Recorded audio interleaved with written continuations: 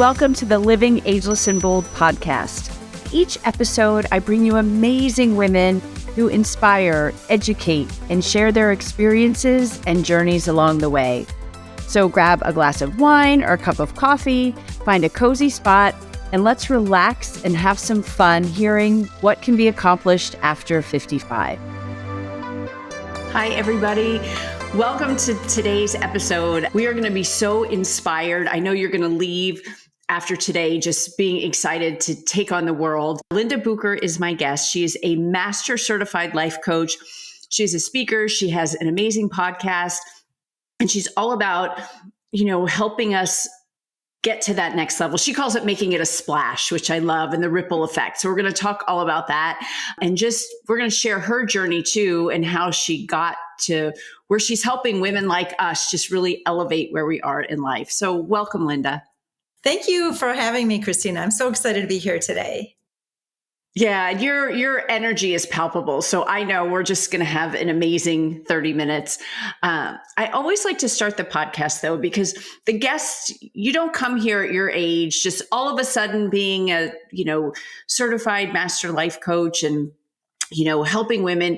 You obviously had a journey. So I always like to go back, whether it's, college, post-college, but what's your story that got you to where you are today, which is really living your passion too, and you're making a splash on the world? So I will tell you, I'll be 60 in a few months. So I was about 45 when the big catalyst happened. Prior to that, I had lived a life of being a chameleon. Let's just be a yes person. Let's be a perfectionist. Let's try to make everybody happy. Let's be who we think we're supposed to be. That was my life.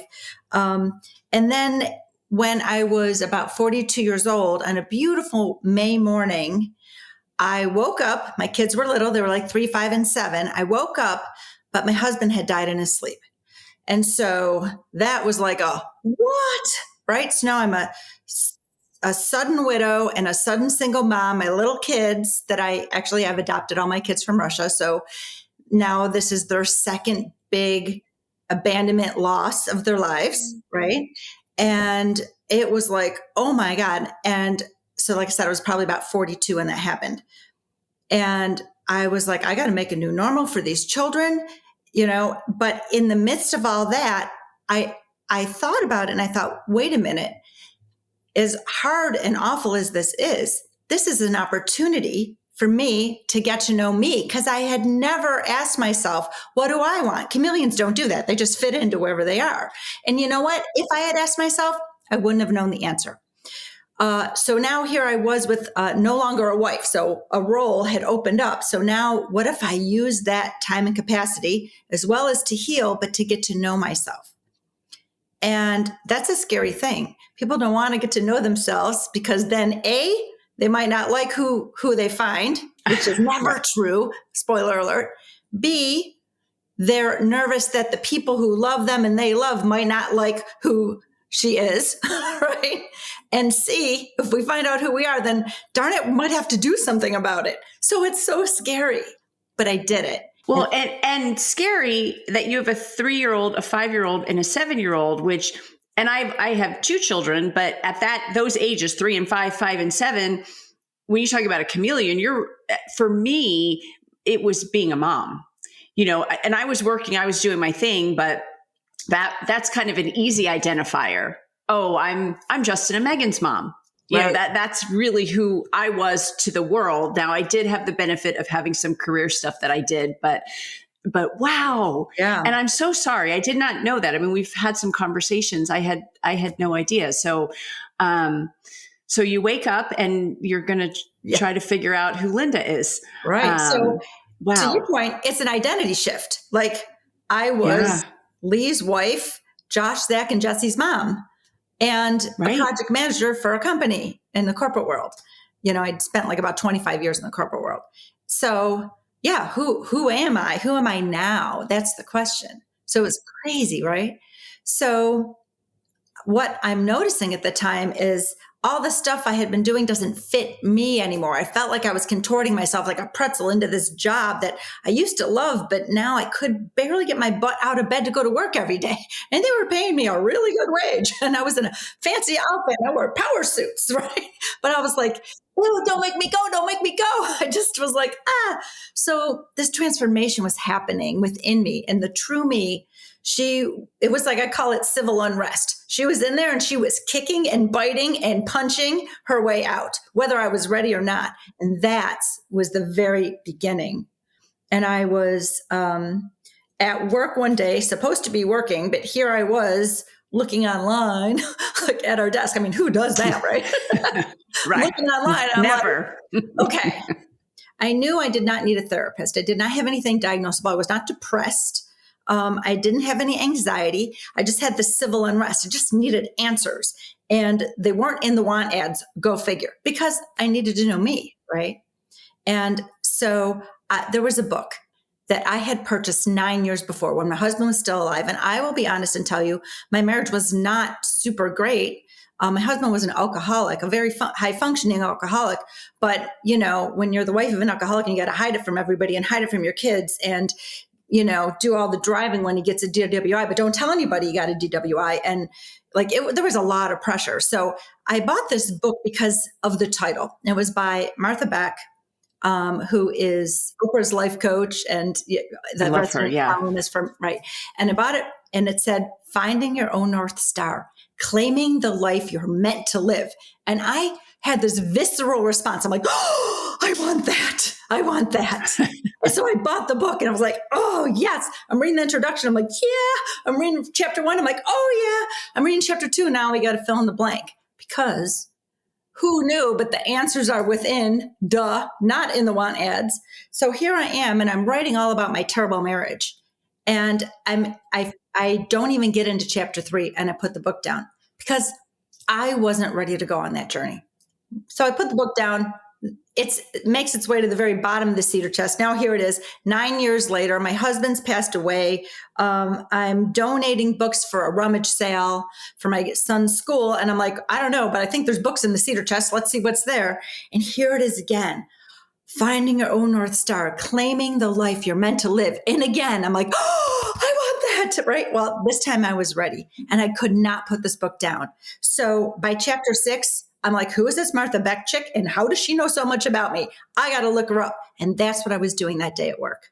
And I was looking for a coach and there was no coaches near me. I didn't know. Now this was back in 2009. I did not know that coaches could coach on the phone.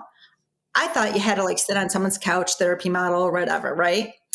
And so I'm looking for a coach and she has to find a coach directory and I can't find a coach near me. So I'm about to close it and I go in the right-hand corner in Windows, that's where the X is, right?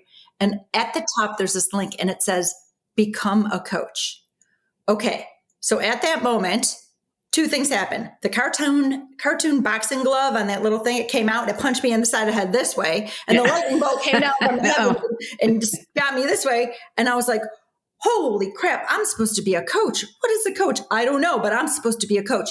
With all certainty, I have never had a strong epiphany like that. Wow. That was it. That was the course correction. That was the universe for 9 years. Yes.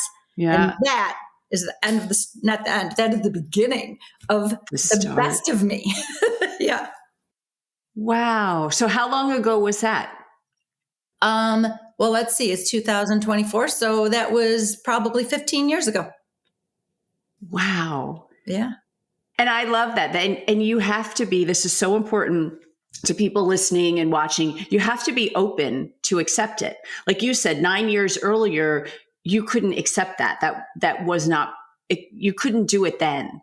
Mm-mm. But 9 years later, you were open to it. And there it was. And it changed your whole life. Yes. It changed my whole life. And I'm sure becoming a certified life coach, when you went through the process of learning how to do that, it probably helped you solve a lot of those problems yourself, like self-diagnosing, self-fixing. Yeah. So what I say is, after I found this Become a Coach, 6 days later, I had invested $8,000 in going to coach school, Martha Beck's coach school, right? And they train, I don't know, a lot of coaches per year, maybe 1,000 coaches a year get trained. They don't all go on to certify. I'm a high achiever. So I'm like, of course I'm going to certify. Like, of course I am, So, but it's like a year long. You go through this program and it's very in depth. I know there's life coaching programs that are like 4 weeks long. Yeah, you're not going to, because what was required, and to your point, was that the transformation that I went through in that year was so profound. I was blown away, and I was like, okay, that was, not only do I know a new, like have all these new skills, right? But I am forever changed on the inside, because you have to do your own work. You're getting coached by other people. You're starting to see the world completely differently. Your perception is shifting. It was so profound. And it was so profound that, and they make you wait 2 years, but high achiever Linda waited only 2 years. And then I applied to become a master coach. They only train 12 of those a year. And when they asked you, why do you want to become a master coach? So like, I have a master's degree in business, and that was for a resume pattern. That was to get a better job. That was to make more money. Why did I get a master's there? It was all ego. This was, that first transformation, becoming a certified life coach, was so profound. I want more. And that's why I applied. I got in. That was another year-long program. The beauty of that, there's only 12 of us, and our last like 5 days were fully spent with Martha Beck.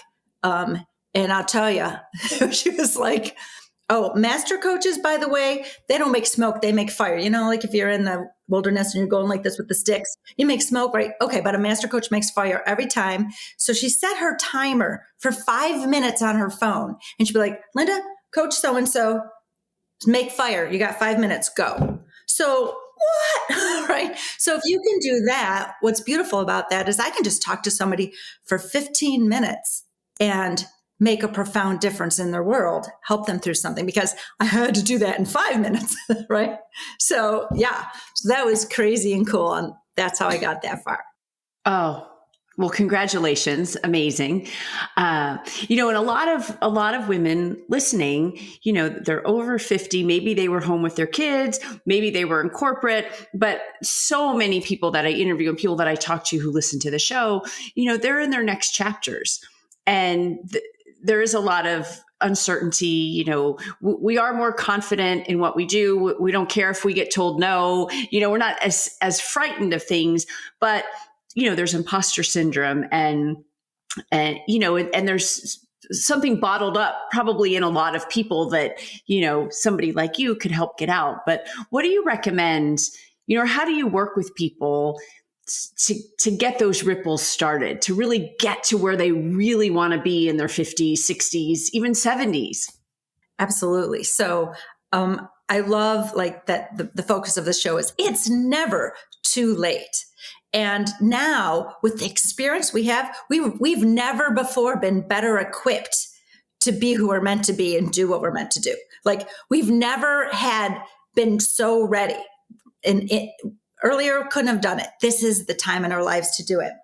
And so what's happening is they go, well, second act, oh, I'm probably outdated, right? I'm in my 50s or 60s or 70s. I don't know what these kids know, the new generation coming in, right? But that experience that we have is priceless. And so our second act should and does embody all of our experiences and all of the knowledge we have. The elders that in other cultures are revered. We are those elders, but not if we don't step into that power and show up that way. If we think we're irrelevant, we have that fear, we're going to be irrelevant. So we have to step into that power of the elder, because we have so much experience and so much knowledge, and we can put that in a big pot and stir it in with the natural gifts that we have. And when we take the time in our 50s and 60s and 70s to finally ask ourselves, wait, what is my purpose in this world? And then you mix it all together. Okay, you got your gifts, you've got your purpose, you've got your experience, you've got your knowledge, you've got the desire to do something with it. That's how I bring someone to get all those into alignment. And then while we're getting all that into alignment, we're also removing all those obstacles that want to hold you back. All the fear that says, well, who am I to do this big thing? And I'm like, well, who are you not to do this big thing? But that's okay. Let's work with that belief. You got that belief? That's all right. We're going to shake that tree till that belief falls out and doesn't even make sense anymore. Well, that's so true. We do have gifts that the world needs, and I work with my clients on that too. My PR clients who are like, well, why would the media want to talk to me? I'm like, because you have a gift. You have something that needs to be shared with the world. If you can help one person, that's what I always go into, like speaking engagements or television segments, whatever that is. If I can just get through to one person and change their life or their business, then I've done my job. And I like to walk the walk. You talk about, 50, 60, 70s. So in my 50s, if you had told me I was doing a podcast, I would have been like, no way. There's no way I'm doing this. So I'm doing a podcast. I'm on TV every single month now. I'm 57. So, and that's just started in my 50s. So now I'm like, wow, I wonder what 60 is going to hold. Like what really anything is possible, but you have to believe in it. And I get a lot of no's. It's not like I'm, living this rose-filled, oh, everybody says yes to Christina, but it doesn't break me like it would have in my 30s. Some hurt, I had one thing I was really excited about and it fell through and I was in a funk for a day. But then the next day I pitched something else and I'll be on TV next Friday for it. Wasn't exactly what I wanted, like the big thing, but it's still okay. So that's important to realize too, is, have those goals and aspirations, right? And then, but accepting the failures and the no's and being able to use those to move forward. Yeah, I totally agree. The first thing to point out is all those no's, they're not about you. Don't make it mean something about you. That's huge. That's what people get caught in that trap all the time. Someone is unkind to them or they get a no. They're like, oh, well, I must not be enough, right? Or there's something wrong with me. What I could have done this better, whatever. No, it's not actually about you. Sometimes the no's are because it's not a good fit. That person knew you weren't a good fit. They did you a favor. It is a course correction. That's another way to see these no's from doing big things. So don't make it about you because it's not. And see it as a course correction and learn from it and go, okay, what next? Right? You got to cast lots of lines out there to find the right one, the right fish, right? I'm on a nonprofit board and the person who runs the board, he's like, you just think so big. And I'm like, yeah, but if we think big and we land halfway of where I'm hoping we land, it's still 50 times better than you did last year. Like you've got to think big. But I love what you just said. I was just on a trip with my husband's company and I was talking to one of the wives and they've got younger kids and I think her son is 6, maybe first, second grade. And he's having some problems with some not nice kids at school. And she did exactly what you just said. She said to him, you have to understand this isn't about you. You should actually feel sorry for the bully because the reason they're doing this is because there's something bad in their life that's causing them to treat you this way. They're just taking it out on you because you're there. And I'm not condoning bullying by any means, but it's understanding that you're right. If something doesn't work out or you get the no or somebody's not nice, don't take it personally. It's really, you're exactly right. It's not about you. No, it's not. And I also like to think that people are doing the best they can in that moment, given the fear boots they're walking around in, which for some people are ankle, knee, hip waders, or like for other people, it's way up to here. Right. So they got these fear boots they're walking around in. They've got all these insecurities. They've got the lens, like these goggles. Everyone's wearing goggles. Nobody sees the world objectively. It's impossible because we have life experiences, right? And we have our own fears and insecurities. So we got these goggles. They're all covered in schmutz, the schmutz of our experiences and lives insecurities and fears. And so if somebody is like really acting out, that's the best they can do in that moment, given the goggles they're wearing and the fear boots they're wearing. Like that's the best they can do. So sometimes we have to understand that people are like a wounded animal. If you corner a wounded animal and you go in the corner, you're going to get bit, you're going to get scratched. Sometimes you need to care for people from afar until they can get through what they're getting through. And it's not about you. This is the best they can do. And yeah, it probably sucks. And maybe you don't like being yelled at in that moment, but it's the best they can do right now. Can you find some compassion and can you set some boundaries? And I got a whole bunch of stuff I can share on boundaries. So to protect, you want to be loving to yourself. It's not a protection thing to keep you safe so much. It's more of a love self-love thing. But yeah, see people that way. It's never about you. You don't have to take it. You don't have to get in the corner with them and get bit and scratched. You can step back. Oh, Linda, I love that. I really do. Because you do. There are toxic people in our lives. And as I get older, my word of the year for 2 years in a row, 2021 and 2022, was joy. And I would not be with anyone who didn't bring me joy. I would not work with anyone who didn't bring me joy. Because after COVID, it was like, why waste any time? But I know sometimes it's hard to get out of a situation. Maybe give a tip or two about boundaries. Okay. All right. So first, I already alluded to it. Boundaries are rooted in self-love. The boundary you set is not like, talk to the hand, I got no time for you. That is not the boundary. The boundary is, I love myself. So that's number one.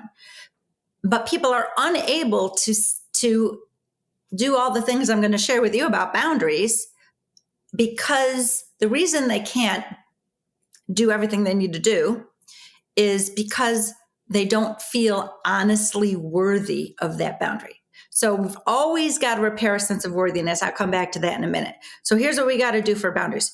A, we have to set them. And you do that kind of in private. You're like, okay, what is my boundary for this? What is my boundary? B, you've got to discover and set what you're going to do, your action is going to be. It's not about punishing the other person, because we cannot, behavior mod is not a real thing that we can do to other people. Like, oh, if I punish you, you're going to change your behavior. Maybe they will, but probably They won't, because probably not. Remember, they're wearing their own goggles and their own fear boots, right? So it's more about, here's what I'll do. When that boundary, right? Yes, it would be nice if I could shoo you away when you're encroaching on my boundary, but you're not, you're in my space. So now I've got to be the one that I'm going to go, right? So you decide what you're going to do when someone crosses that boundary. That's the first two things. The next thing is, not in the heat in the moment, but when it's a peaceful time, you want to communicate that boundary. So, this is not right for me. It's all I statements. This is not right for me. And when that happens, I'm going to do this because I'm going to need some space, right? I'm going to. Okay. Not when you do, it's not you. That's all I. When this happens, I'm going to do this. So you're communicating and not in the heat in the moment, right? You might need to communicate it more than once or twice. That's okay.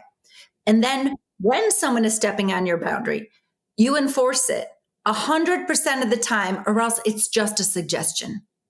Okay. 100% of the time. Like in basketball, when there's a foul, the referee blows the whistle all the time. It doesn't mean there's something wrong with that person that fouled out. No, it just means, oh, you fouled, blow the whistle. And here's the ramification. When you blow the whistle, the other team gets the ball. Like, okay. And everybody accepts that's the way it is, because that has been communicated and enforced 100% of the time. I mean, as long as the ref sees it, obviously. So right. You've got to enforce it. So what happens is people go, I have a boundary. Then they communicate it in the heat of the moment, which isn't doing any good because the other person's not listening. They just want to be heard. And then you don't enforce it because you say with boundaries, but then you keep arguing and you didn't walk away. You didn't, you know what I mean?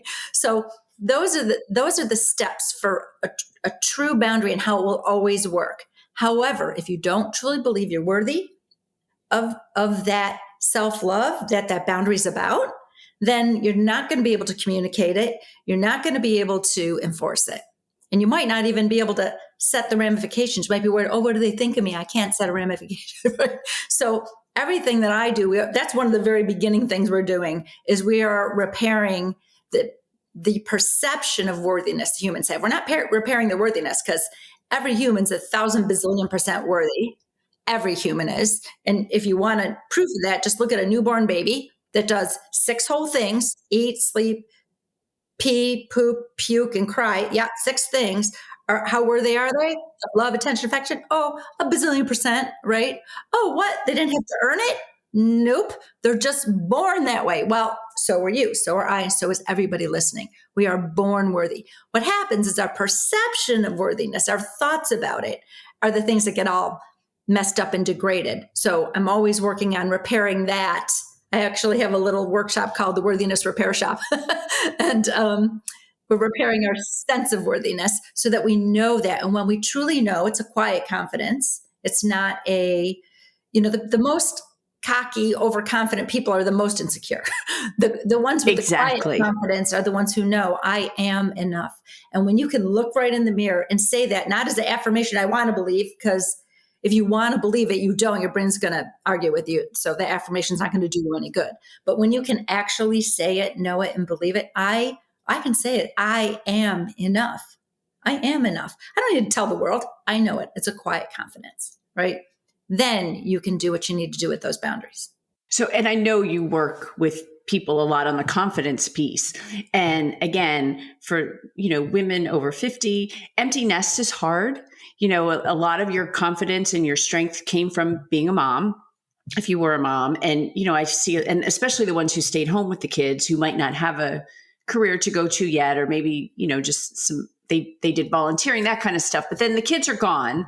And then it's like, oh, okay, now what? So what do you recommend for people like that to get those things out of their head and get that confidence back that they had as a mom, that they can now take out to the world? Like I said, whether it's volunteering, finding a new job, creating a new company, whatever that is, but getting that confidence back from now that they're alone. Right. So what you're really talking about is the identity shift that's happening, right? So you go from active mothering to empty nest, right? My youngest is finishing her senior year in college right now. So I've just been through that recently. And it's another identity shift. It's a big one because you're identifying as a mother, and that is where you're needed. That's where your significance is. So then when they're calling you once a week instead of every 5 minutes, Mom, where's my this? Mom, where's my, right? It's a huge identity shift. So the confidence comes after you first allow that shift to happen. There is a death and rebirth phase. That's the very first thing you're thrown into. The death of the old identity, and you have to grieve it because you can't go back. I mean, unless you're going to have some more children. I'm not, you can't go back to that. Right? And so you have to grieve it. And then the rebirth is happening. But the rebirth, like think of anything that's being born from a sprout pushing up through that dirt, right? To anything that's a big giant change. It's hard. And so you got to take it slow and you got to give yourself some time. But a really important thing to note is that some of the pain that we feel is not clean pain. Clean pain is irrefutably true. I can't put braids in my daughter's hair anymore because she's living 5 states away, right? That's clean pain. If that makes me sad, right? So I have to grieve that purposefully. If I sweep it under the rug, it's still going to be there 10 years from now. So I have to deliberately grieve it.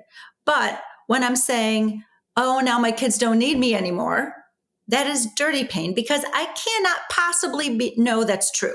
But as long as I tell myself I'm going to feel sad. So I have to question my thoughts in this very first stage of death and rebirth of my new identity. So question the thoughts that are dirty pain. Like is it clean or dirty pain first? If it's dirty pain, what I do work with my clients on dirty pain all the time is we have to disbelieve it. That's what has to happen. We have to stop thinking it's true because it's not irrefutably true. Of course, my kids need me. Some of them, one of them only calls me when he needs me. Right. Isn't that the truth? Your mom's life, right? The second thing is what happens slowly is you move into the next phase. And the next phase is much more exciting because it's the self-discovery phase, which is my favorite phase. I love moving clients out of phase 1 into phase 2 and through phase 2 all the way into phase 3. I love it because that is the self-discovery and that is so cool. Who am I now? What do I want now? And what we're doing at this period is we are noticing what lights us up and what no longer lights us up that used to light us up when we were in the middle of raising our kids. It used to maybe light us up to, I don't know, do something. And we're like, yeah, that's not so appealing to me anymore, So we're noticing. And as we notice, we're also kind of narrowing what do we want, what's feeling really good until we're like, oh, this is who I am now, right? And then we're making a plan, which is kind of fun. We're like, ooh, life's going to be like this. I'm converting their bedroom into my own personal yoga studio. I'm not whatever we're doing. We're making a plan because now we know who am I and what's important to me. Maybe now what we're noticing is maybe the things we volunteered at before aren't the causes that light us up anymore. Now it lights us up because we might still have that part of us that loves to help and be of service, right? So now it's lighting me up. Maybe now I do sit on a board of directors because I am an elder and I do know a lot of stuff, right? So maybe that's how I can help, right? I also sit on a board of a not-for-profit. It's super awesome to be able to do that and be of service in that way, right? So we're going through, every big change takes us through 4 phases, and those are the first 2. And in phase 1, you're making really small moves and they're all inside. It's all internal. In phase 2, you are making really big moves internally, right? But, it's all still internal, but they're big moves. You're like, who am I? What do I want? So it's super exciting, super fun. You may notice you want to paint your house a whole different color. All your wardrobe doesn't fit. You're like, oh, that doesn't even look like me anymore. I don't know who wore those clothes. That wasn't who I am now. So all that fun stuff's kind of happening in that phase. And that's the super exciting phase. Once you get in phase 3, you're actually in action. Of course, it's trial and error because nothing ever goes according to the plan that you planned, but that's what's happening. And then finally in phase 4, you're like, it's this. And that's when you see the folks in the 50s, 60s, 70s, totally relaxed in who they are, loving life. You're like, I want to be them. That's because they're in phase 4. Oh, Linda, that's so great. So great. And I love how you broke it down. And then you obviously work with people. So we'll have all of your information in the show notes. People can reach out to you, schedule. You said you do the 15-minute calls, and I know you love doing that. We talked about that. Just making change for people. So we end every show. I'd love to ask the guests the same 2 questions. What is the greatest thing you have accomplished since you turned 50? Oh my gosh, the greatest thing I've accomplished since I've turned 50? Well, I'm going to say it's just in the last few years to actually make that transition from a hands-on, tethered single mom to living this life that every day I wake up grateful. I'm in my second home. Like, I never thought I'd have two homes, and one in beautiful sunny Florida. Like, what? Right? Like, so many beautiful things opened up in this new chapter. And I think embracing it and being so super grateful for it in every minute, that this is my greatest accomplishment. Is now my life is wrapped around me, who I am and what I want. Woo! Yes, that's awesome, because that's how I can be my best self for my family, for my clients, as a speaker, right? So yeah. You made it to stage 4. Woo! And then where do you see yourself in 10 years? In 10 years. Okay. So it's kind of interesting because when you're loving what is, it's kind of hard to dream like, well, what else could I want? I love all this, right? But I'm an and person. So I'm going to say all this, and I want to be making even bigger ripples than I make right now. Bigger ripples from the stage, right? Of helping people, because I need to be seen and known more so that I can impact more people. My currency is impact. It's not money. It's impact, right? So that's where I see myself in 10 years, is making even a bigger splash that ripples even farther and wider. Oh, I love that. You really, like, your energy, like I said earlier, is palpable. I got so excited hearing you talk. But everyone, you can find Linda. It's lindabucher.com. LindaBucher. Amazing website. You feel her energy through the website. Thank you so much for joining me today.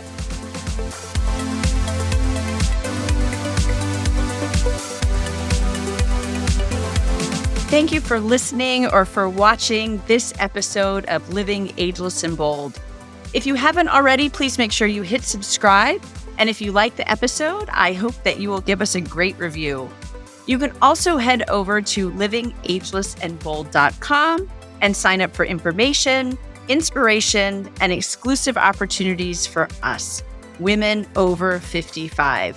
Thanks for listening. And remember, no matter what you do, keep living ageless and bold.